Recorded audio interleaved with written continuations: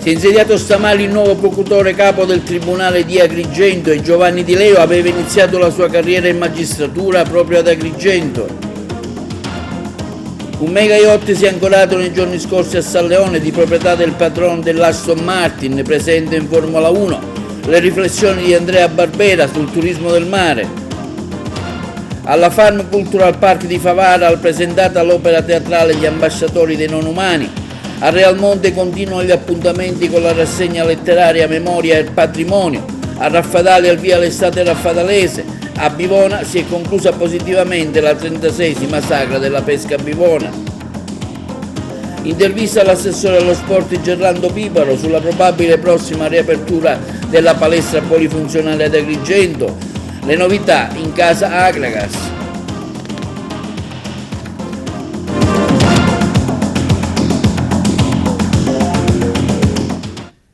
E si è insediato stamani ad Agrigento presso il Tribunale il nuovo procuratore capo Giovanni Di Leo, che iniziò proprio in città la sua carriera con le funzioni di giudice, successivamente a Sciacca, poi a Palermo e anche a Roma. Ha anche svolto nel 2009 le funzioni di PM a Caltanissetta e dal 2015 a oggi le funzioni di sostituto procuratore generale in Cassazione.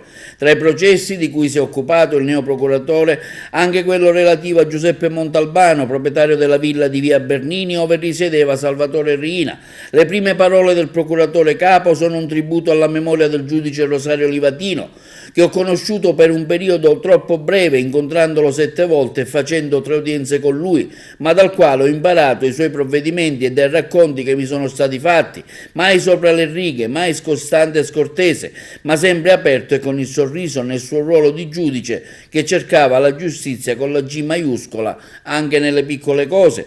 Alla cerimonia di insediamento, celebrata proprio nell'aula del Palazzo di Giustizia, dedicata al giudice beato, erano presenti il presidente del Tribunale Pietro Maria Falcone, il procuratore generale Lia Sava, il procuratore di Palermo Maurizio De Lucia, il procuratore aggiunto Salvatore Vella. All'insediamento non sono mancati i vertici istituzionali della nostra provincia, come il questore Emanuele Ricifari, i comandanti dei Carabinieri e della Guardia di Finanza, il colonnello Vittorio Stingo, Edoardo Moro, così come il sindaco di Agrigento e il deputato nazionale Calogero Pisano.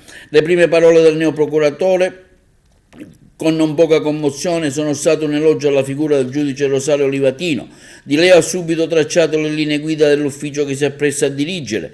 La procura di Agrigento, di cui oggi assumo la direzione, vi posso già dire cosa non sarà. Non sarà uno strumento di polemiche, non sarà la porta dove infilarsi per sfogare odi e invidie. Vi sarà la massima attenzione per reati che attendono ai deboli, agli anziani, alle donne, ai bambini, ai disabili, così come anche all'integrità dei beni privati e soprattutto pubblici. Vi sarà anche la massima attenzione all'ambiente, alla semplice civile e sociale convivenza. Vi sarà l'attenzione verso tutti coloro caduti nel reato intendono avviare un percorso di recupero. E un mega yacht in questi giorni si è ancorato proprio a San Leone, di proprietà di Lawrence Stroll, titolare della nota marca Aston Martin, che gareggia in Formula 1. Su tale presenza abbiamo ascoltato la riflessione del noto velista agrigentino Andrea Barbera, a pensare di più alle strutture portuali che invece solo all'aeroporto e sull'importanza del turismo del mare, il servizio. In questi giorni nel mare antistante San Leone si è visto un mega yacht ancorato al largo dalla nostra costa a qualche centinaio di metri. Tante sono state le curiosità per questa mega barca di ultralusso che a quanto pare sarebbe di proprietà del patrono della scuderia di Formula 1, l'Aston Martin, di proprietà di Lawrence Stroll, un'imbarcazione lunga circa 100 metri con diversi piani di estensione, 5 per l'esattezza. Su tale evento è intervenuto il noto velista agrigentino Andrea Barbera, che ricordiamo qualche anno fa con una piccola imbarcazione a vela fece la circumnavigazione della Sicilia. Una nota ovviamente indirizzata ai nostri amministratori al fine di valorizzare il nostro porticciolo turistico invece che pensare solo all'aeroporto. Così scrive Andrea Barbera. Vedo che molta gente fotografa con stupore i mega yacht che sostano in estate davanti San Leone. La classe impiegatizia dei templi non è interessata se queste barche riescono o meno ad attraccare. La cosa importante è riuscire a fargli una foto da vicino con il proprio umile gommone per poi farlo diventare argomento della cena con gli amici. Andrea Barbera ha voluto così richiamare l'attenzione sulla mancanza a San Leone di un porto turistico attrezzato ed efficiente, dove poter fare scalo anche a una barca di grosse dimensioni, tipo quella di ieri. Torna sempre la tematica della mancanza di un vero porto che possa soddisfare le esigenze della vera nautica, continua Barbera, e il turismo da diporto di un certo livello. Ma voi pensate che gli agrigentini importi qualcosa? Sembra che esista solo l'aeroporto. L'importante è riuscire ad arrivare con la barca a Giallonardo, fare il bagno o il boat party davanti Pisciotto. Il porto non basterebbe a cambiare le sorti del borgo, servirebbe anche un piano del traffico che comprenda parcheggi e bus navetta, una vera ZTL, una vera pista ciclabile, decoro, pulizia, insomma una visione d'insieme in un sistema di servizi capace di generare profitti e benessere per la popolazione locale. Ma a noi, ha concluso il noto velista Andrea Barbera, piace fare il bagno a Giallonardo e non poter farcene mica una colpa, lasciateci fare. E passiamo ora alla cronaca su quanto avvenuto giorni fa a Palermo, che ha visto purtroppo una giovane donna stupata da 7 giovani. Sentiamo una riflessione del noto sociologo Francesco Pira. Quanto è stato diffuso dai media dopo lo stupro di Palermo ci deve far riflettere su due fronti. Ancora una volta sulla ragazza stuprata è stata esercitata una doppia violenza, su questo non c'è dubbio. Pensate il fatto che oltre alla violenza fisica perpetrata da questi suoi aggressori, c'è anche una violenza doppia, una violenza psicologica esercitata dal fatto che sulle chat sono girati i video di questo stupro di gruppo, e poi sono girati anche i commenti a questa violenza inaudita, barbara, che mortifica certamente il genere maschile, ed è stata anche diffusa dagli organi di stampa sulla base anche di quelle che sono state le decisioni della magistratura, e quindi tutto quanto è stato prodotto dagli inquirenti e dai magistrati per procedere all'arresto di queste persone. E allora, come è accaduto tempo fa, quando tutti si chiedevano: ma è giusto far vedere le decapitazioni dell'ISIS, pubblicare i video, parlarne, così almeno dimostriamo quella che è la violenza dell'ISIS, dove finisce il confine tra il diritto di cronaca e il diritto di privacy? Certo, non c'è proporzione, perché si tratta di due situazioni completamente diverse, ma anche in questo caso il dibattito si è aperto. È giusto che i giornali pubblichino le chat e quanto è stato scritto e detto e registrato da questi aggressori e questi violentatori. È giusto ancora una volta che nella narrazione sparisca completamente la figura della vittima ed invece venga esaltato quello che hanno fatto questi violentatori. Sono due domande che ci dobbiamo porre, ma la terza questione, la grande questione, è come arginiamo questi fenomeni di violenza gratuita, come noi, società civile, come noi, educatori, possiamo dare una risposta concreta, effettiva a situazioni sociali di estremo degrado come quella che è stata vissuta a Palermo. Qual è la risposta che possiamo dare? Qual è la giusta correzione per qualcosa che sta avvenendo? E ci siamo resi conto che non basta soltanto una legge, non basta un provvedimento, non basta un arresto, bisogna lavorare tantissimo su un cambio di cultura che deve essere una cultura del rispetto dell'altro, della non violenza, una cultura del rispetto di quelle che sono le nostre identità.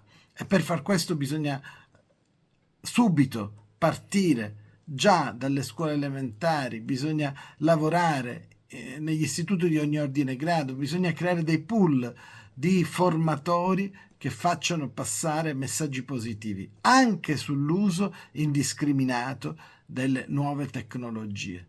perché questa doppia violenza del violentare fisicamente, del distribuire in tutto il mondo immagini di quella violenza è qualcosa davvero di incredibile. Dopodiché c'è una seconda riflessione: cosa è giusto pubblicare e come bisogna scrivere di questi episodi di violenza, di come bisogna narrarli attraverso il giornalismo, questi episodi di violenza.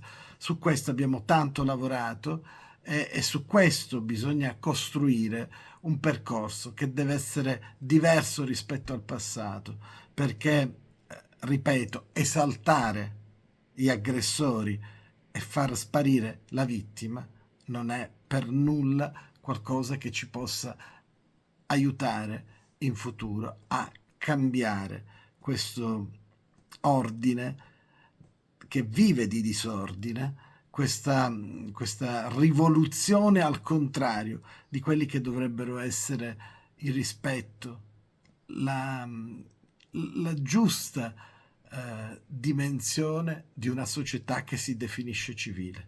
Tutto quello che è accaduto non ha nulla a che vedere con la civiltà. Il Teatro degli Inuti alla Farm Cultural Park di Favara con l'ambasciata dei non umani per un nuovo abitare. Noi abbiamo seguito l'evento. Per un nuovo abitare è l'appello che lancia l'ambasciata dei non umani che dalla Farm di Favara ha proposto una serata unica ed intensa, il teatro diffuso all'interno del suggestivo Palazzo Micichè. A rappresentare tutto una compagnia di giovanissimi e valenti attori che, in una serie di scene che hanno seguito un percorso all'interno delle stanze del palazzo, hanno evidenziato come sia necessario adottare un nuovo atteggiamento di pensiero verso la terra e chi la abita, siano esseri umani che non umani, avvicinando lo spettatore ad una nuova coscienza rivolta alle creature viventi non umane in quel sistema complesso che si propone di scrivere tra ambiente, storia, economia, nuove tecnologie, filosofia e antropologia, un nuovo capitolo della vita del mondo, una serata in cui la Farm ha proposto un'esperienza davvero singolare e straordinaria. Vediamo. Io ammetto che il Teatro dell'Inutile per me è un regalo che è venuto grazie, che mi è stato dato da Saverio Massaro ed Enrico Lain, che hanno deciso di coinvolgere questa giovane compagnia diretta da due registi di grande esperienza dedicata ai giovani. Che hanno messo in scena e trasformato i testi di Saverio ed Enrico in una performance attraverso i loro corpi. Una performance dedicata è nata grazie ad un incontro che si è svolto nel 2021 nel corso della Biennale di Architettura, sempre grazie all'energia e all'immaginazione di Saverio ed Enrico, che hanno chiamato circa 10 persone in un consesso di un'assemblea costituente dedicata ai non umani per iniziare a riflettere sulla condizione esistenziale di noi sul pianeta, in cui una nuova relazione, una nuova possibilità di coesistenza, anche abbandonando la centralità dell'umanesimo, dove questo nostro essere umani sta sempre al centro, verso una rivoluzione copernicana di quello che personalmente mi sembra una grande necessità, ovvero iniziare a percepire tutti noi come non il centro, ma i nodi di un ecosistema complesso. È un argomento molto complesso. Come avete fatto a identificare i temi che sarebbero stati molteplici e voi avete invece con efficacia sintetizzato e centrato? Allora, inizio io. Innanzitutto io ringrazio tutti i nostri coautori, che sono, come ha detto Oriana, i partecipanti alla prima assemblea costituente che si è tenuta con Fair Play in occasione appunto della Biennale di Architettura di Venezia. In quella sessione di circa 3 ore e mezza abbiamo raccolto molti testi, molte idee, molti riferimenti che in parte sono stati riportati qui. Tra questi Salvatore Iaconesi, che noi qui anche celebriamo perché siamo a 1 anno e 1 mese dalla sua scomparsa. E l'altro grande riferimento è purtroppo un altro scomparso di recente, che è il sociologo francese Bruno Latour, che ha usato molto il teatro per comunicare temi complessi come quelli che noi abbiamo cercato di mettere qui in scena oggi. Ma il mettere in scena è l'esito di un'attività intensa di collaborazione, quindi è un grande lavoro di tessitura collettiva, è un grande esercizio di intelligenza collettiva quello che è stato possibile osservare, fruire, esperire in questa, speriamo prima diciamo, di tante possibili inaugurazioni di ambasciate in Italia e altrove. E, diciamo, l'incipit per noi è stato abbastanza semplice in partenza. Noi abbiamo iniziato a discutere tra noi cercando di portare alcune questioni centrali per gli studi urbani, per gli studi dell'architettura, quindi per chi si occupa di trasformare città e territori, diciamo, e renderli divulgativi, renderli più alla portata di tutti coloro che ne sono in qualche modo e proprio in quest'ottica oggetto. Nasce il vostro rapporto con la Farm, che è rigenerazione urbana allo stato puro. E nasce come sfida, non era previsto, nasce come sfida che Andrea Bartoli lancia insieme a Florinda Saieva dopo l'Assemblea Costituente, quindi è di fatto la riconoscenza di, come dire, un'opportunità, una sfida comune, perché non a caso qui il luogo che ospita questa attività, che è Palazzo Miccichè, che ha già cambiato identità e è diventato Human Forest, vive un altro cambiamento di stato, diventa la prima ambasciata dei non umani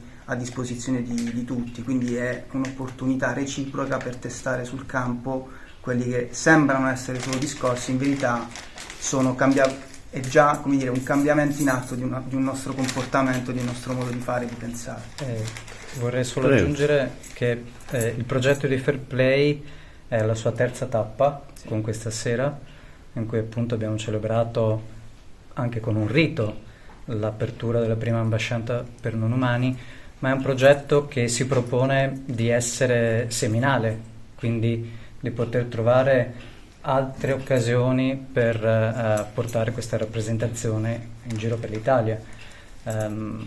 Infatti nasce come un progetto tendenzialmente open source, adesso lo stiamo organizzando perché lo diventi anche in modo specifico, però è un progetto che noi offriamo al pubblico perché possa essere replicato. Reiko è il nuovo libro di Renato Schembri. Sui suoi contenuti abbiamo intervistato proprio l'autore. Renato Schembri, scrittore, all'esordio con una nuova pubblicazione, una pubblicazione che interessa il nostro territorio, il territorio agrigentino, in particolare la nostra città, e per quello che è successo. Il titolo è Reiko, ma ci spiegherà lui stesso di cosa si tratta, anche perché Renato Schembri è impegnato anche nella presentazione di questo libro in varie città della nostra provincia, già fatte, e ora a settembre un nuovo programma. Sì, Reiko, la vera storia di Isola Riotta. Grazie Arturo per la tua disponibilità e l'ospitalità. Reiko, la vera storia di Isola Riotta, ha al suo interno due dimensioni, una privata o intima e l'altra invece sociale e politica, che si riferisce ad un evento accaduto qualche anno fa e che è una sorta di prototipo del funzionamento dei gruppi sociali, per esempio dei gruppi di lavoro, dei sistemi premianti al contrario nei gruppi di lavoro eccetera, ma questo non tanto per gridare allo scandalo perché ci si stupisce di questo, ma l'intenzione almeno di chi scrive in questo caso è mostrare gli stati mentali che si accompagnano ai funzionamenti problematici dei gruppi sociali. Pensiamo a quello che succede per esempio nel mondo della sanità, quindi dove lì non si scappa, non fugge nessuno da questo, e ci stiamo divertendo a portare in giro le presentazioni, una presentazione un po' effervescente grazie a chi sta collaborando per le presentazioni, Beniamino Biondi, il professore Gero Di Francesco, Lia Lobue e l'attrice Ida Agnello, che rende queste presentazioni davvero accattivanti. Siamo stati alcune presentazioni nella provincia di Agrigento, altre nella provincia di Caltanissetta, e adesso alla fine delle vacanze l'editore Maurizio Vetri, editore, diciamo, passatemi il termine, spingerà per un editore, una persona seria, spingerà per presentarlo e distribuirlo in modo adeguato. Da cosa trae l'ispirazione questo libro, Renato? L'ispirazione non è soltanto... Come è venuta l'idea anche di scrivere su questo particolare? L'intenzione da parte mia è di comunicare al lettore, non è detto che ci riesca, di comunicare al lettore alcuni stati mentali. Stati mentali in cui, per dirla in modo simbolico, non c'è il papà, non c'è chi ci protegge, non c'è un sostegno da parte delle istituzioni. Attenzione, anche qui, lo ripeto, non per indicare degli scandali o fare un giornalismo, che ne so, di accusa eccetera, ma no, per rappresentare l'effetto terribile che ha nelle persone il funzionamento problematico dei gruppi sociali. Mi riferisco in particolare ai gruppi di lavoro. Insomma, in linea con la tua professione di psicoterapeuta.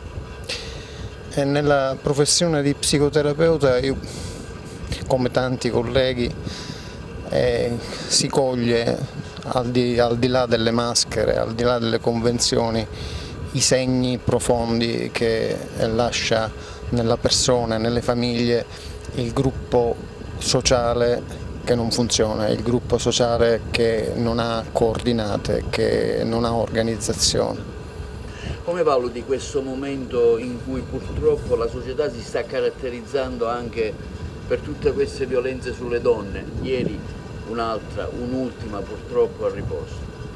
Beh, allora ci sono dei motivi di ordine culturale che ancora purtroppo, nonostante le trasformazioni sociali, le trasformazioni culturali, le trasformazioni psicologiche, rendono nella mente delle persone più deboli, nella cultura di gruppo, ma nelle persone più deboli, alcuni atti legittimi.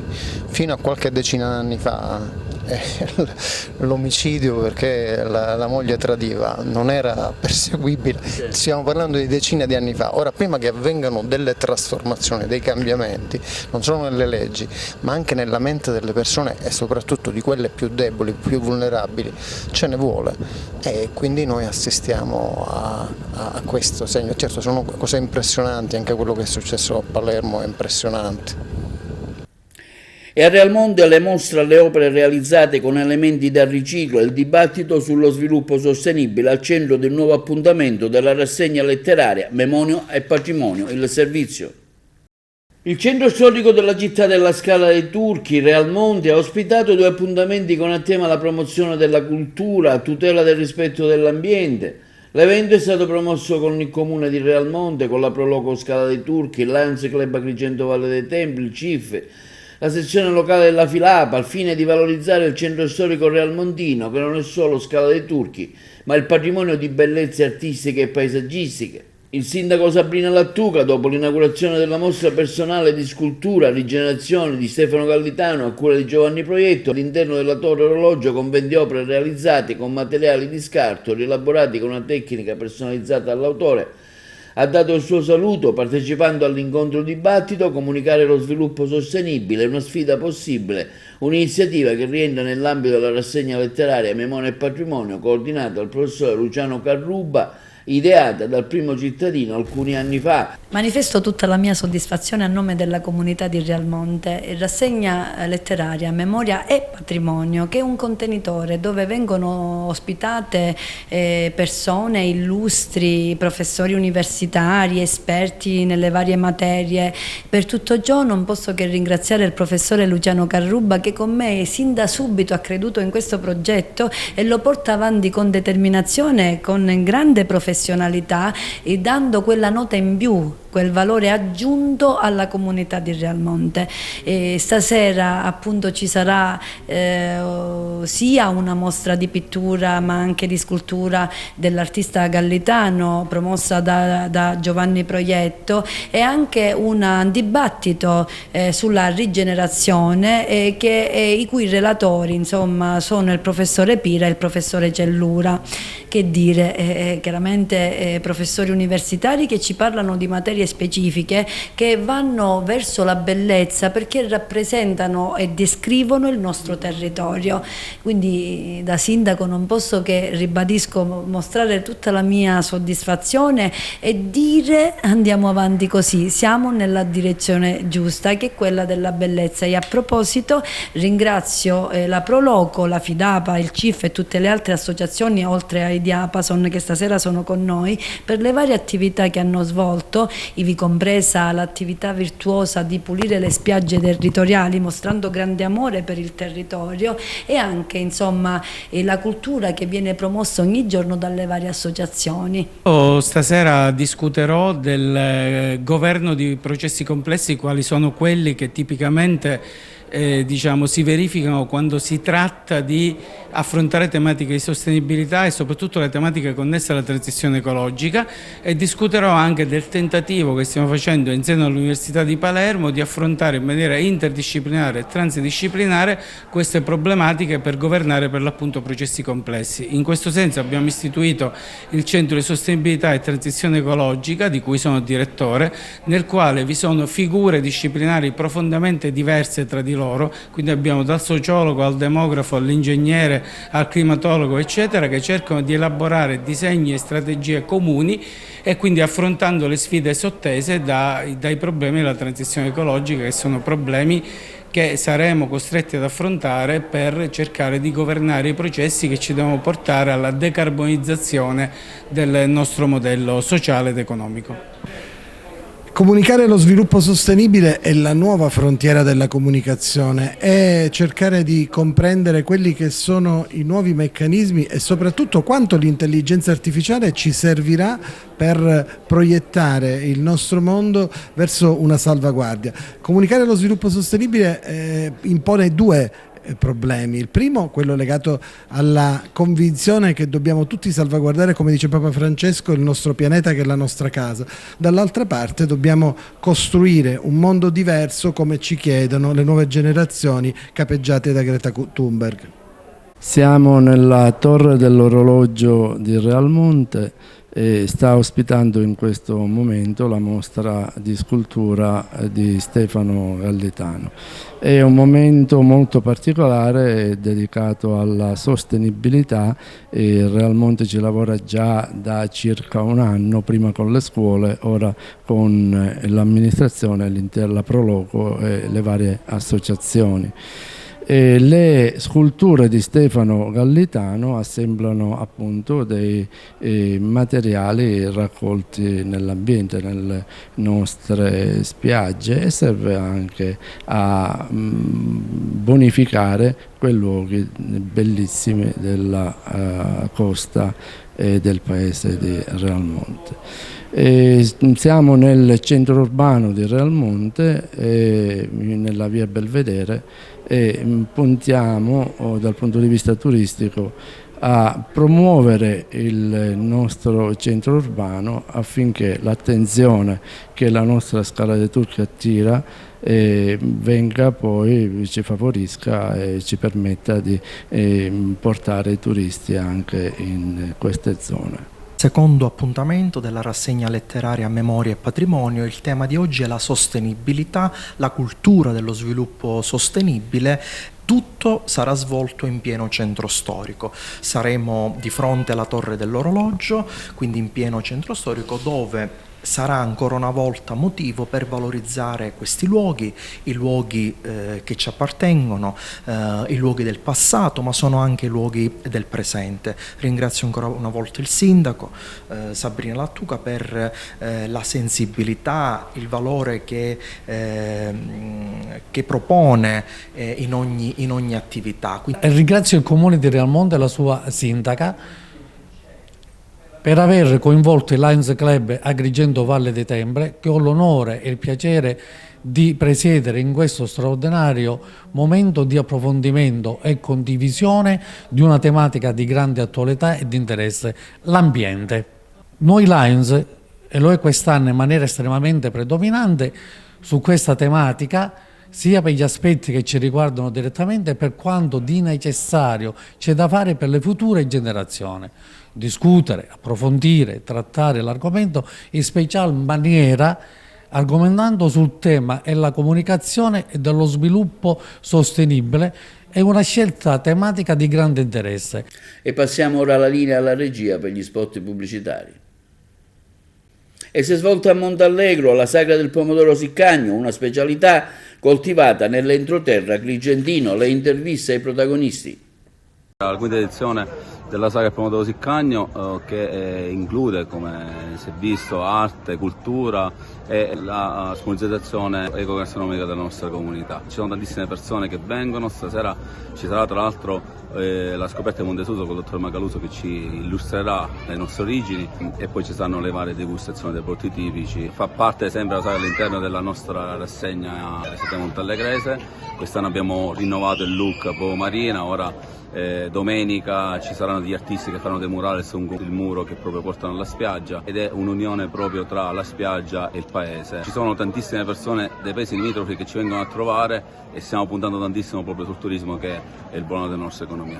Stasera presenteremo il nostro panino gourmet ispirato al territorio con dell'alice marinata, polvere di pomodoro, pomodoro essiccato siccagno che giustamente è quello tipico della sagra. E mettiamo anche un patè di olive e il formaggio di Torre Salsa nero. Questa serata è dedicata al pomodoro siccagno perché per noi qua il pomodoro siccagno è tradizione. Noi questa sera abbiamo fatto 3 tipi di preparazione, un'insalata di cipolla rossa con del pomodoro siccagno del territorio e una spolverata di tonno e subito dopo una bruschetta di pane con il pomodoro siccagno. La terza pietanza che abbiamo preparato è la pasta diciamo con le melenzane.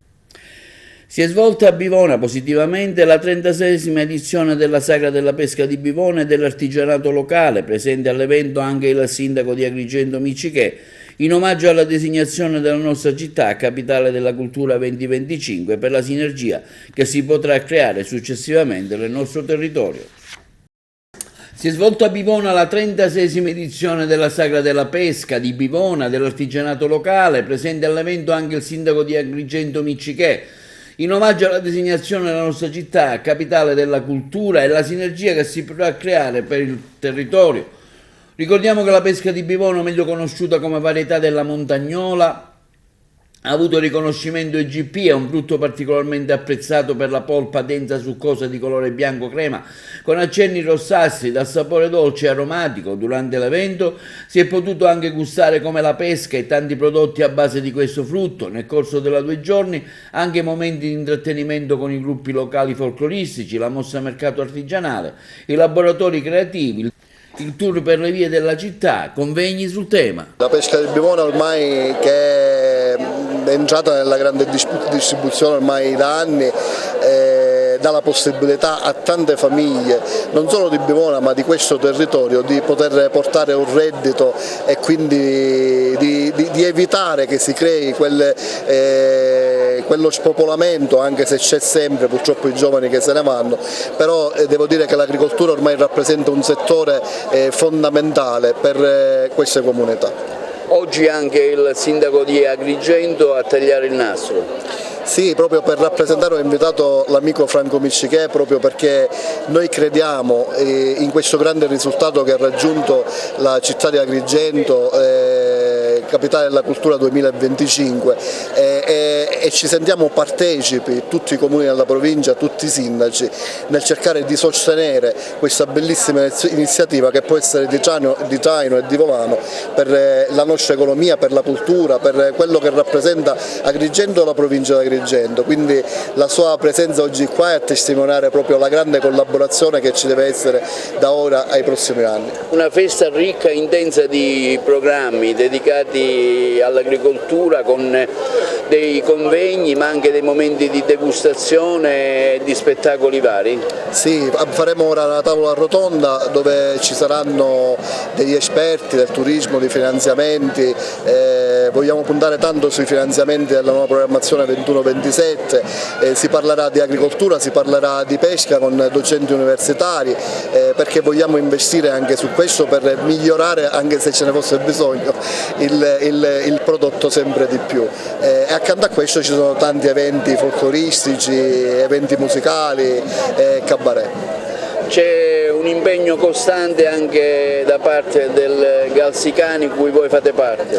Assolutamente sì, col Galsicani, con il dottore Palamenchi lavoriamo in sinergia per cercare di non creare doppioni, per esempio tra le aree interne e il Galle, cercando di lavorare veramente in sinergia per rilanciare questo importante territorio che secondo me può avere grande potenzialità, ma ancora non è sfruttato appieno. Lei è un sindaco attivo, quali altre iniziative in campo?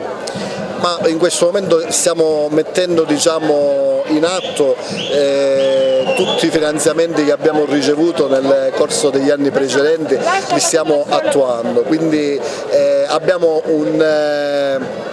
un ufficio che si sta occupando anche di intercettare, di progettare sui fondi del PNRR e anche su altre risorse che la Regione ci metterà a disposizione. Guardiamo con attenzione la nuova programmazione 21-27 che ci darà la possibilità, almeno per quanto ci dicono gli assessorati regionali, ci sarà una ripartizione dove a questa alla nostra area interna spetteranno 80 milioni di euro. Sindaco di Agrigento presente a questa 36esima manifestazione della Sagra di Bivona in segno di collaborazione come Agrigento Capitale della Cultura. Sì, Lussingato è stato invitato da sindaco Cinà.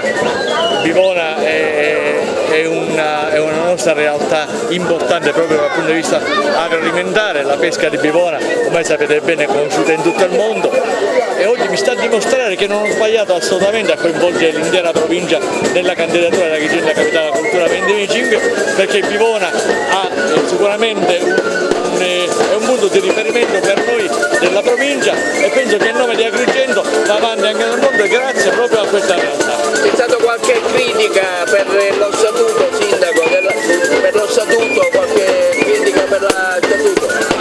Siamo in democrazia e ognuno può esprimere quello che vuole. Fabrizio Lagaib, amministratore del distretto turistico Valle dei Templi, anche qui a partecipare anche come sponsor alla Sagra della Pesca di Bivona, un evento importante anche per l'economia che rappresenta nel territorio agrigentino. Bivona con la sua pesca, ma non soltanto con la pesca, con il suo territorio meraviglioso, solo la strada per arrivare qui è un'esperienza, è una vacanza solo la strada. Bivona sicuramente è un pezzo importante della nostra offerta turistica, a maggior ragione ovviamente quando si fanno eventi importanti come questi che servono per promuovere un territorio che ha grandissime potenzialità. Oggi come oggi l'offerta turistica di lusso è l'offerta che propone delle esperienze esclusive di qualità, il nostro territorio è particolarmente vocato, noi ci stiamo lavorando e sicuramente Bivona e la sua pesca e le sue eccellenze come tutte le altre del territorio sono lo strumento, sono il nostro petrolio per meglio dire. Si degusteranno anche dei prodotti questa sera, non poteva mancare, a base di pesca. Ecco, cos'è che potranno assaggiare chi viene a visitare la Sagra della Pesca di Bivona? Sì, certo, questa sera per la Sagra della Pesca effettivamente la pesca è la regina della serata, quindi stasera tutto a base di pesca. Iniziamo con una sangria bianca a base di pesca, poi passeremo con un risotto con pesche e un dessert con una mousse di pesche e di ricotta con coulis di pesca.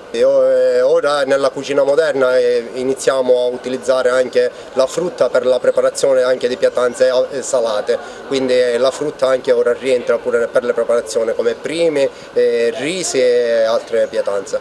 Parliamo di questa iniziativa, oggi un convegno interessante inserito nell'ambito della Sagra della Pesca di Bivona. Ecco quanto è importante la pesca anche per l'economia non solo agrigentina ma anche siciliana. Ma è un fatto estremamente importante perché oggi attraverso i prodotti agricoli esclusivi come la pesca di Bivona si può valorizzare un intero territorio e quindi muovere l'economia anche di parti, di aree interne della Sicilia che da un punto di vista geografico sono meno avvantaggiate di altre che si trovano lungo la fascia costiera. Quindi organizzare una sagra, parlare di un prodotto è molto importante perché si fa conoscere questo prodotto al di là dei confini comunali o territoriali. Ecco, è un prodotto particolare quello della pesca di Bivona rispetto alle altre pesche? Sì, è un prodotto particolare intanto perché è un prodotto che si è originato in questi territori, è un prodotto che ha a parte il colore della polpa bianca, ha una consistenza della polpa molto particolare e soprattutto ciò che è esclusivo, possiamo dire, sono gli aromi, i sapori, quello che viene chiamato in termine tecnico le caratteristiche organolettiche, che sono sicuramente, io non voglio dire migliori di altre, ma diverse rispetto a molte altre ed esclusive di questi frutti. Voi siete dei commercianti, raccogliete le pesche di Bivona e le esportate. Ecco, ci parli un po' di questo lavoro, del gradimento che ha la pesca di Bivona nei mercati nazionali e internazionali. Sì, io rappresento l'azienda Parlapiano Sicilia. Il mio ruolo in azienda è quello di vendite e marketing. Da un po' di anni abbiamo inserito questo prestigioso frutto, la pesca Bivona GP, presso i maggiori gruppi della grande distribuzione organizzata. Devo dire che sta avendo tanto successo perché è un prodotto veramente dalle caratteristiche organolettiche uniche. Subito i nostri clienti sono rimasti soddisfatti dalla bontà del frutto e poi da questo sapore veramente unico. Quindi diciamo ha avuto tanto successo nella GDO e la stiamo commercializzando presso i maggiori gruppi della GDO. Le richieste da dove arrivano in particolare? Allora, il mercato di riferimento sono soprattutto i supermercati italiani, quindi i maggiori gruppi della GDO nazionale, che stanno apprezzando tanto il prodotto e quindi lo hanno inserito presso i reparti ortofrutta dei maggiori gruppi appunto dei supermercati.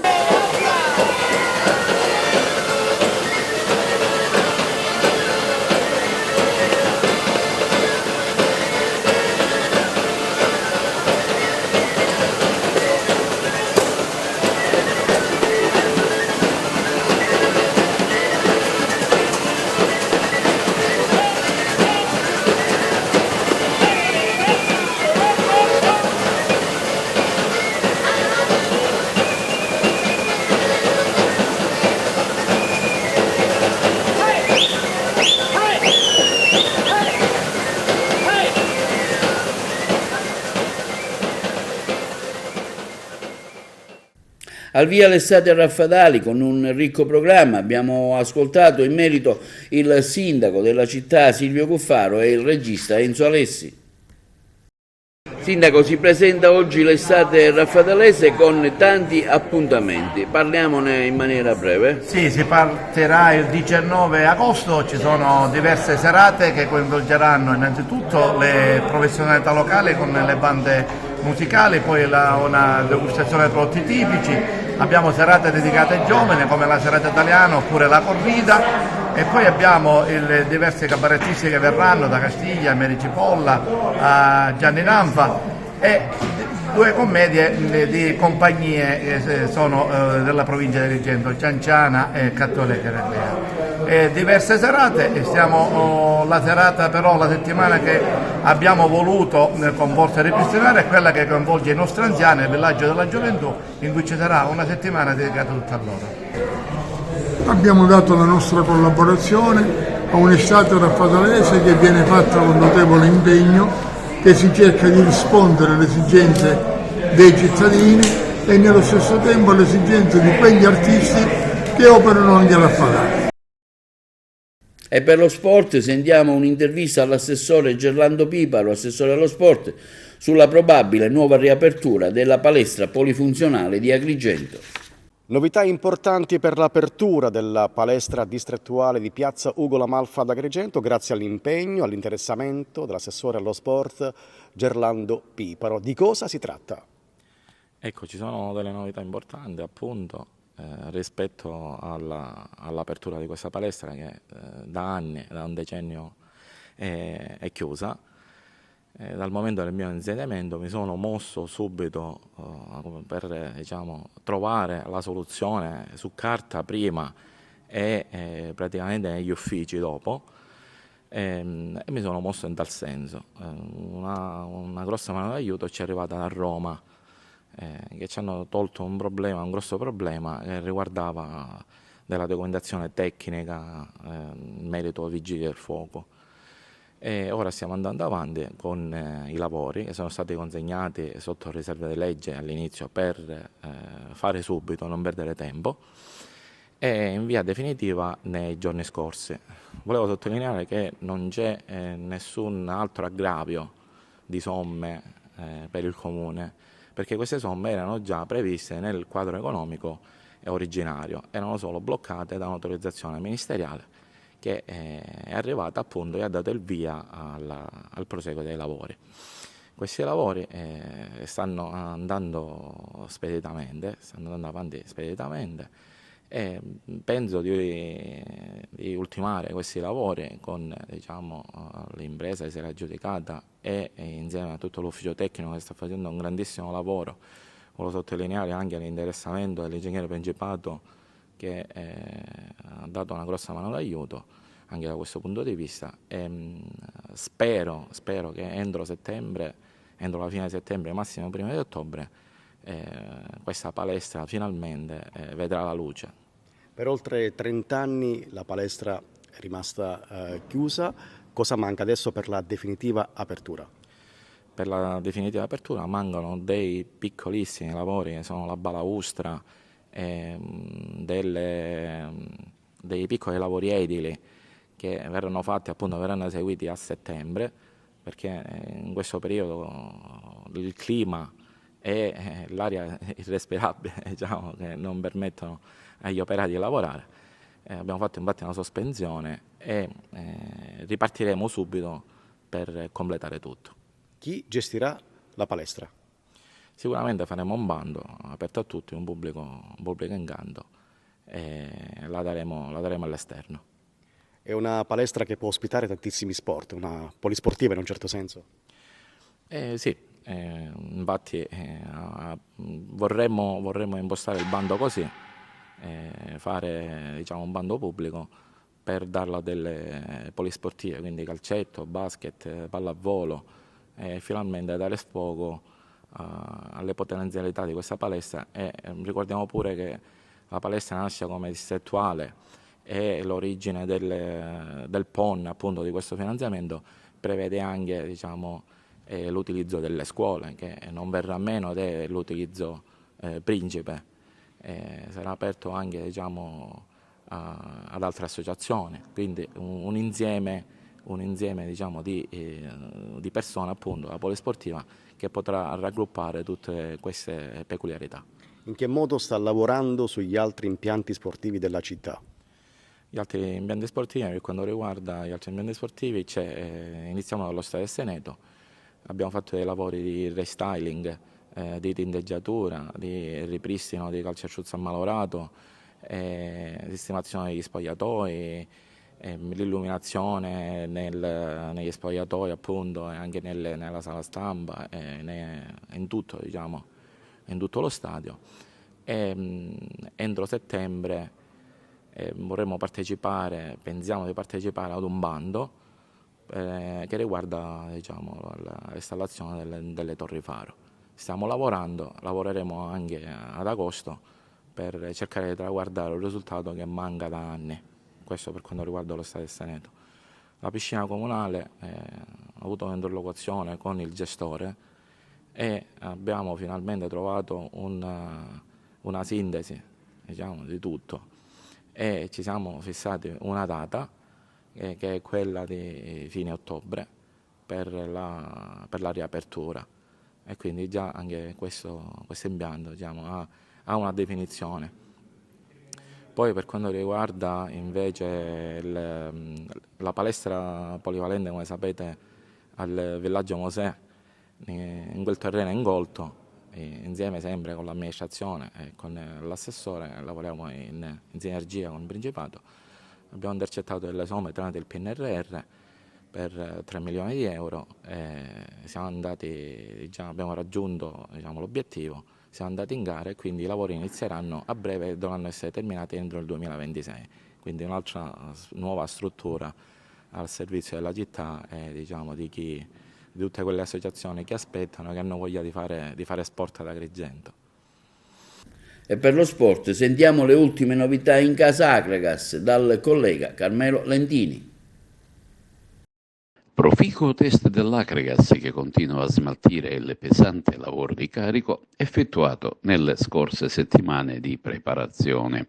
Sotto una forte calura e dinanzi a una tribuna molto affollata di tifosi, la compagine dei Templi ha sostenuto un triangolare contro il Real Aci, che è una squadra di promozione, e l'Athletic Palermo, squadra del campionato d'eccellenza che prima si chiamava Real Tuttano e San Lorenzo. Nella prima gara contro la compagine di Marcello Manca, vecchio calciatore acragantino dei tempi andati, l'Akragas ha giocato in scioltezza, affermandosi con il rotondo risultato di 4-0, grazie alle doppiette di Trombino e Literi.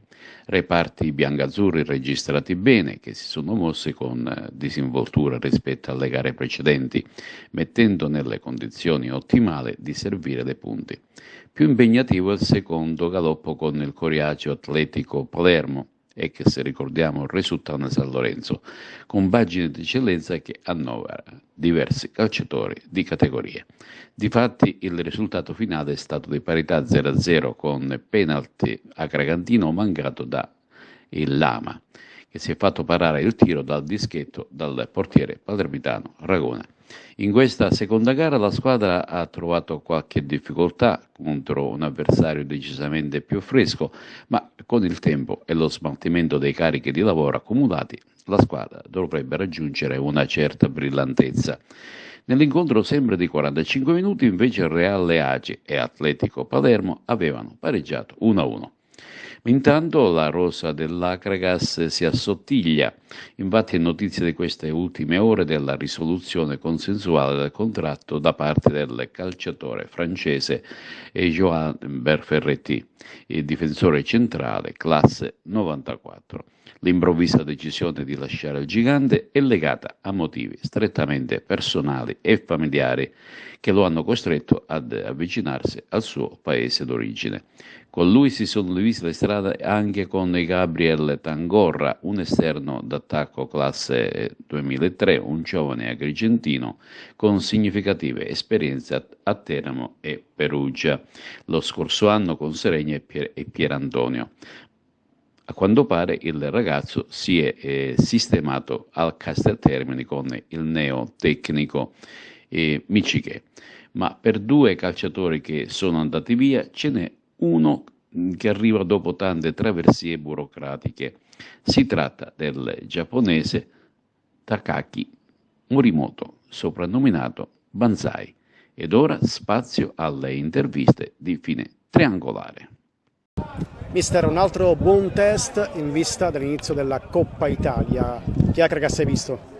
Ho visto un Akragas ancora in crescita, mi è piaciuto tanto sia la prima partita, ma devo dirti anche nella seconda partita, dove c'erano alcuni che hanno fatto addirittura 90 minuti, per cui nonostante la stanchezza ho visto veramente delle belle cose. Stiamo incominciando a fare le cose che mi piacciono con la frequenza e la velocità che mi piacciono. La coppia Litteri-Trombino sempre più affiatata? Sì, e devo dire che Luca Litteri sta molto meglio, ogni giorno cresce sotto il profilo della tenuta atletica. Questa è una cosa che mi fa veramente piacere. Pronti per la Coppa Italia? Domenica prossima qui arriverà l'Igia Virtus. Speriamo di essere pronti, nel senso che siamo pronti a giocarci questa partita, a giocarcela veramente bene in tutti i sensi, però non saremo sicuramente pronti al 100% sotto ogni punto di vista, perché sarà la prima uscita stagionale, però siamo pronti con la testa a giocarci questa partita. Sonia Giordano torna all'Esseneto per rivedere la sua Akragas, che effetto le fa questo ritorno? Beh, sicuramente è una grande emozione rientrare all'Esseneto, incontrare amici e vedere comunque quella che per me è rimasta la mia Akragas, quindi è una bella giornata che mi sto godendo, diciamo, dopo un anno pesante è un regalo. Ritrova l'Akragas in Serie D, finalmente è arrivata la promozione nel calcio che conta. Sì, assolutamente sono contenta di questo, mi sento di dire a oggi che probabilmente 2 anni fa, nonostante le critiche, ho fatto la scelta giusta di dare la società in mano a delle persone che oggi l'hanno portata in Serie D. Ecco, lei è rimasto in buonissimi rapporti con il patron Deni, con il suo vicepresidente Carmelo Callari? Assolutamente sì, non ho mai avuto problemi con loro, poi diciamo che non c'erano motivi per avere problemi, quindi ancora oggi siamo comunque uniti e dicevo anche con Deni che qualsiasi cosa io possa fare anche in piccolo da lontano, che io come amica di Roberta soprattutto ci sono, perché comunque lei è stata comunque un'amica sempre a prescindere dalla società, dalla squadra, da tutto. Roberta Lala, l'ospite d'eccezione oggi all'Esseneto, la sua grande amica Sonia Giordano. Sono davvero contenta di averla qua, tra noi c'è un'amicizia solida, profonda e per me è una gioia oggi averla qua. Poi è una donna, è una grande donna e per me il calcio deve aprire le porte alle donne perché comunque portano quell'entusiasmo, quella positività in più. E quindi nuovamente invito tutte a venire allo stadio, a fare gruppo, creerò appunto anche sui social un club femminile e andiamo avanti a goderci questo nuovo campionato che secondo me sarà veramente molto entusiasmante. E Sonia Giordano farà parte del club Akragas femminile? Penso che sarà la prima, ancora prima di me lei è stata presente nell'Akragas, quindi unite insieme andremo avanti. E questo è tutto per TV Notizie di oggi, vi auguriamo una buona serata e vi diamo appuntamento alle prossime edizioni.